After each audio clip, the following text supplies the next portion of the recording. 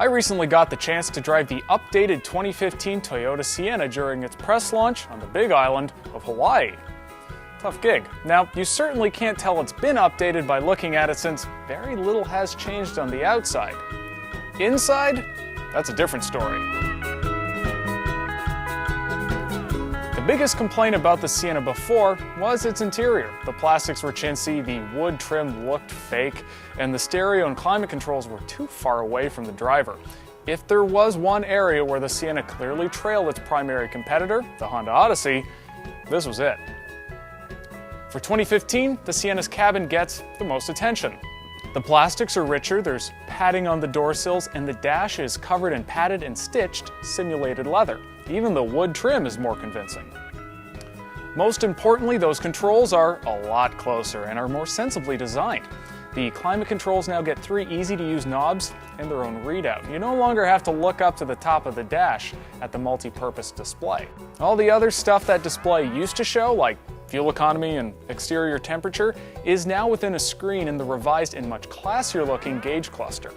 Every Sienna now comes with an end-tuned touchscreen interface. There are slight differences between the 4 available versions, including the top-of-the-line version seen here, but they all function similarly, and I found them easy to figure out and use during the first drive. The cabin's cargo and people-carrying functionality remains the same. The second row still slides more than anything else in the segment does and is very comfortable as a result. I certainly enjoyed riding back there, although I didn't get a chance to sample the rear seat entertainment system that now comes with a Blu-ray player and HDMI port. Under the skin, the V6 engine doesn't change, but the structure is stiffer than before and the suspension has been retuned. It's still nice and comfy, but it's also less floaty and you feel more in control. Now, the steering remains overly light and it's not especially responsive, but then the SE trim that remedies that is once again available. It's still the most engaging minivan to drive, and you can now get it with more equipment. The last time we compared our top recommended minivans, the Sienna and Odyssey, the Honda came out on top.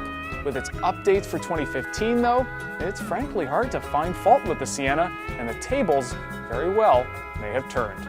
But we'll have to wait to get it back to the mainland to find out in a full review, so stay tuned and let us know what you think of the 2015 Toyota Sienna.